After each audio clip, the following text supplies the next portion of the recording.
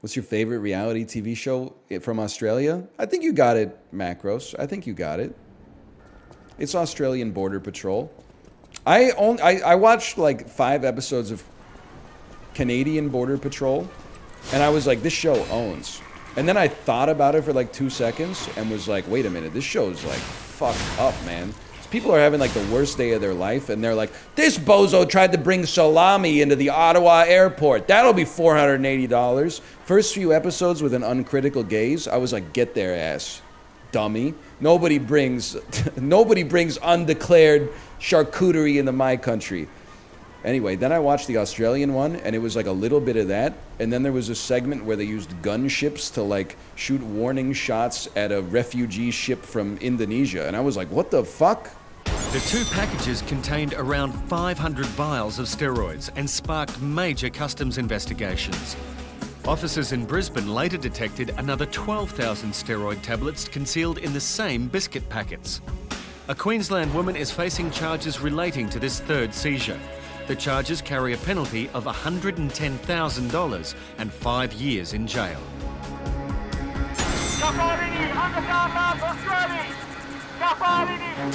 We don't have any of that going on Canada's Border Patrol. If they're doing it, they're not filming it, that's for sure. Like, bro, chill. And then they were like, plus the ship's got a bunch of salami. And I was like, get their asses. They're also, because I saw someone in chat say this. They said the best part of Canadian Border Patrol is seeing the Americans get stopped at the border and told that they can't bring their guns across. We need to be honest with one another here, okay? We're mending fences. There is a genre of Canadian TV that's basically laughing at Americans. And there's a genre of American TV that's called laughing at Americans. It's the news.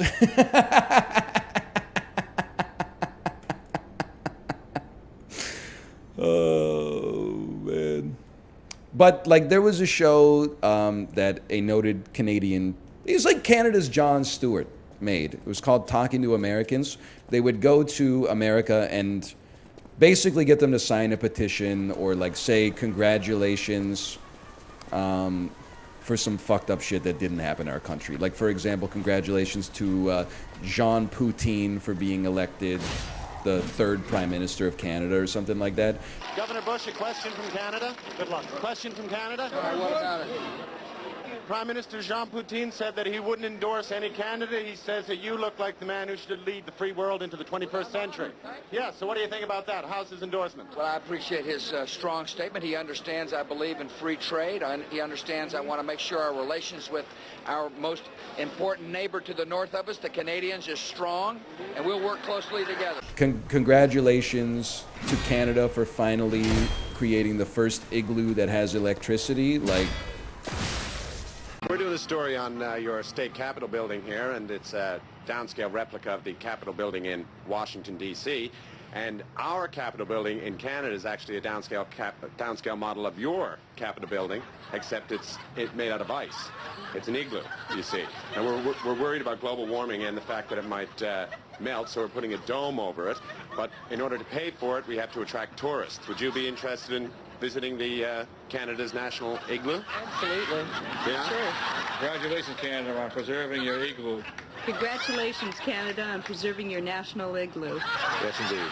Well, congratulations, Canada, on becoming part of North America. Thank you very much. Who's the governor of Arkansas now?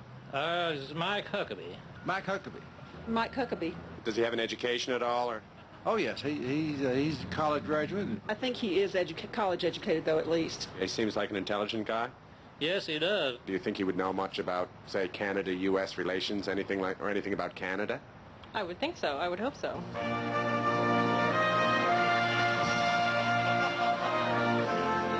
Hi, I'm Governor Mike Huckabee of Arkansas, wanting to say congratulations, Canada, on preserving your national igloo. Thank you, Governor. Thanks for being part of 22 minutes.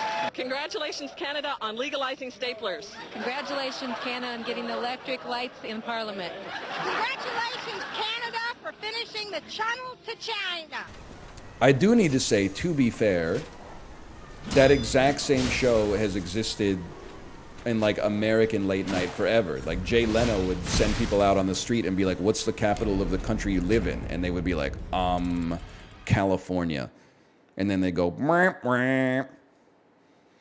But I would say Border Patrol is like that. Because you do, and it's oftentimes like the BC border that we use, which hits closer to home. People will literally go through the border and be like, nothing to declare. Then they pull them into secondary, and then their trunk is just full of guns. And then literally, and I believe them, their defense is like, we didn't know it wasn't allowed. And I'm like as a Canadian, I'm like, of course it's not allowed. But like, you know, if the rules, if you've grown up in a different culture, the rules might not be like apparent to you. There was also one where a dude got stopped going over the border from Michigan to Ontario. And he got stopped because he had an open beer in his cup holder. And then it turns out that apparently, at least this might have been like 2010 or something like that. But as of then, it was legal to have an open beer in your car and be drinking it as long as you weren't drunk yet. Something like that. So he was like, can you speed this up? Because like we start metabolizing this stuff pretty quick. But I'll be honest with you, I don't know if I should even admit this. I don't know what that motherfucker means when he says anything to declare. All I know is that if you say no, he just says, welcome home, sir. So my ass is not saying yes anytime soon. Sometimes they're like, what's the value of the goods that you purchased on your trip? And then I give them an honest answer. When they say anything to declare, I'm like, who do you think I am? Like Blanche Dubois? I fundamentally don't understand what that means. In the airport, they just have you do the checklist now. I saw that. Like, I guess I shouldn't complain. It's not like I want to talk to like a customs agent. But like, we've really gone so far into like self-service. They got us doing our own customs and immigration now. Like they got me filling out the checklist that says nothing to see here. Like, aren't you supposed to pay somebody to do it based on their preconceived notions from how I look? After traveling for 10 hours? It's crazy. And then the dude asked me for a tip later, and I said, hold on, man. You know it's gone too far. I don't know where I'm going with this. It was going to be something related to having the prisoners do, like, their own lethal injections. We shouldn't, they've taken it, I've gotten high on my own supply too much. We shouldn't take it that far. Save that one for the Netflix special. You could have cooked on it. I know, but the thing is, like, you got to do that joke right. And it's like Who Wants to Be a Millionaire, right? Like, if I'm going for the $1 million, I better make sure I know the answer. Otherwise, I'm going all the way back to 32,000. I might as well just leave with the 256.